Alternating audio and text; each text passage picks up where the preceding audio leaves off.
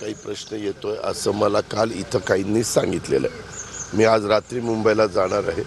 उद्या त्याच्या संदर्भामध्ये किंवा दुपारी कधी मला ऑफिसरचं वेळ म्हणजे फोनवर बोलता येईल त्यावेळेस मी त्यांना बोलेन आणि त्या सूचना देईन। हे अफवा आहे। सातत्याने महिंद्रा कंपनीने पण ते सांगितलं। काय झालं, जशी जशी निवडणूक जवळ यायला लागलेली तसं तसं विरोधक सातत्याने ही कंपनी जाणार आहे, ती कंपनी जाणार आहे। तुम्हाला टी व्हीच्या काही माध्यमामध्ये जाहिराती पाहायला मिळत असतील की कुठली कुठली कंपन्या आपल्याकडे येतात। परवा देखील व्हिडिओ कॉन्फरन्सिंगच्या द्वारे जे काही पंतप्रधानांनी महाराष्ट्रातले महत्त्वाचे प्रोजेक्टची भूमिपूजन, उद्घाटन आणि पुण्याच्या मेट्रोला हरी झेंडी दाखवण्याचं काम केलं, त्यामध्ये देखील त्या प्रोजेक्टचा उल्लेख आहे। उलट किर्लोस्कर टोयोटा कंपनी जी बेंगलोरला आहे, त्यांची पुढची जे काही विस्तार करतायत तो विस्तार ते संभाजीनगरला करतायत। JSW हे 40,000 कोटी रुपयाची गुंतवणूक आपल्याकडे त्या बाबतीमध्ये करतायत। अनेक ठिकाणी गुंतवणूक, परवा अमरावतीला मोठ्या प्रमाणावर त्याच्याबद्दलचं भूमिपूजन झालं आहे। ह्या सगळ्या गोष्टी चाललेल्या आहेत।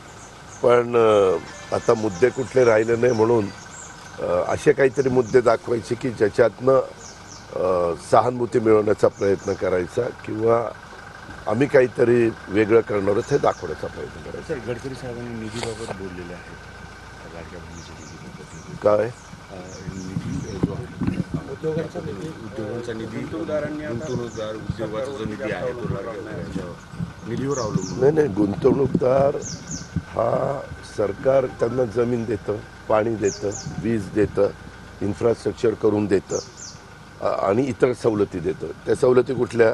तुम्ही एखादा मोठा उद्योग लावल्यानंतर तुम्हाला टॅक्समध्ये सवलत देतो, ती तर काय आपल्याला अधिक हातात देता येत नाही।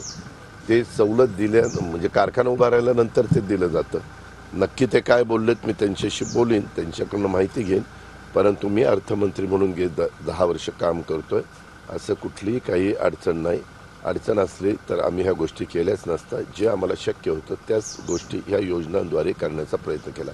तुम्हाला आठवत असेल, आधी म्हणले की ही नुसती पोकळ घोषणा आहे, पैसेच मिळणार नाही। पहिल्या हप्त्याचे पैसे मिळाल्यानंतर 2 हप्त्याचे जुलै ऑगस्ट, मग म्हणले अरे अरे अरे पैसे लवकर काढून घ्या, परत पैसे घेऊन जातील तुमचे, असं एक जोरात उठवलं। नंतर त्यांच्यातले काही जण म्हणले ही योजना आम्ही सरकारमध्ये आल्यानंतर बंद करणार, ही योजना काही कामाची नाही।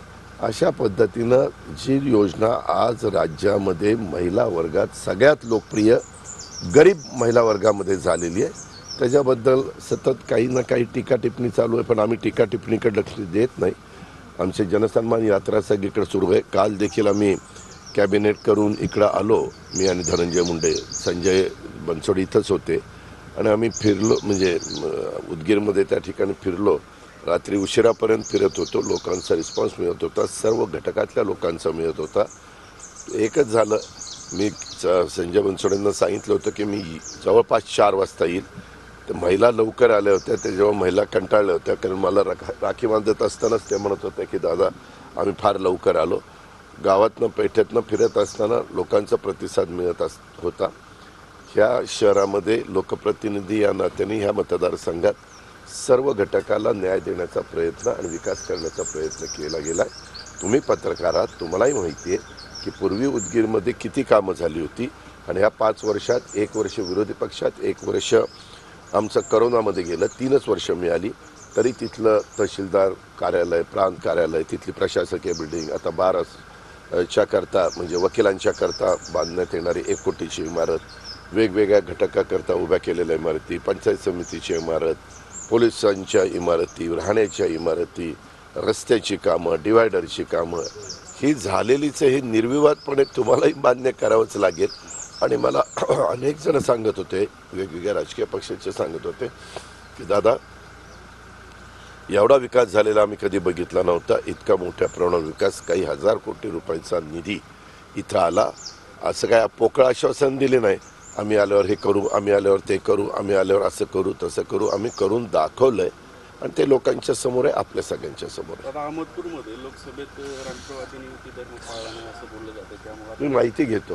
कारण बाबासाहेब आमचे आमदार तिथले आहेत, ते माझ्याबरोबरच काल होते. आता हा असं म्हणला तर तसं म्हणला, मी तुम्हाला स्पष्ट सांगतो, मी तुम्हाला सकाळी 7ला वेळ दिली आणि मी सांगितलं होतं की मी बोलेन. तुम्ही काय करता, हा अमका असं म्हणला, त्या तमक्याला म्हणण्याला काय अर्थ आहे? मी काय म्हणतोय, मी विकासाचं बोलतोय, मी केलेल्या कामाचं बोलतोय, मी आज इथं जे उभं राहिलं त्याच्याबद्दल बोलतोय. उद्याच्या काळामध्ये ह्या योजना चालू ठेवण्याच्या करता पुन्हा महायुतीचं सरकार आपण आणावं अशी विनंती मी मतदारांना करतोय, माझ्या मायमाऊलीला करतोय, माझ्या बहिणींना करतोय. आमचा पॉझिटिव्ह अप्रोच. मी काल भाषण ऐकलं असेल, एकाही विरोधकावर टीका केली नाही. मला टीका करण्याचं कारणच नाही. आमच्या इतक्या वेगवेगळ्या प्रकारच्या योजना आहेत. केंद्रामध्ये आता तिसऱ्यांदा नरेंद्र मोदी साहेबांचं सरकार आलंय, त्यांच्या सरकारचा पण आपल्याला फायदा राज्याला त्या ठिकाणी करून घ्यायचा आहे. तेही देतात 100 दिवसात. मी तुम्हाला लिस्ट दाखवतो. आपल्या इथं वाढवण बंदर 75,000 कोटीचं झालं की नाही, पाऊण लाख कोटीचं, म्हणजे भूमिपूजन होऊन कामाला सुरुवात.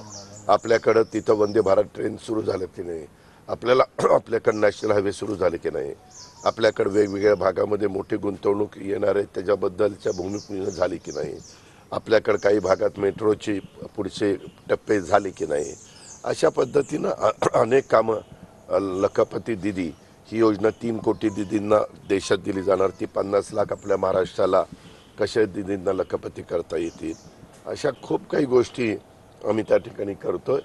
आणि आम्ही कांदा निर्यात बंदी केली की नाही, आम्ही त्याच्यामध्ये तांदूळाच्या बद्दलची निर्यात बंदी केली की नाही, मागं लागून सेंट्रलच्या आमच्या विचाराचं राज्यामध्ये सरकार आलं तर आम्ही सेंट्रलला जाऊन मोदी साहेबांच्याकडे, अमित शहाकडे, शिवराज चव्हाण साहेबांच्याकडे, गडकरींच्याकडे, अशा अनेक मंत्र्यांच्याकडे जाऊन पाठपुरावा करू शकतो आणि त्यांच्याकडनं आपल्या महाराष्ट्राच्या सर्वांगीण विकासाला मदत घेऊ शकतो. धन्यवाद. बाबासाहेब पाटील यांना आमंत्रण दिले.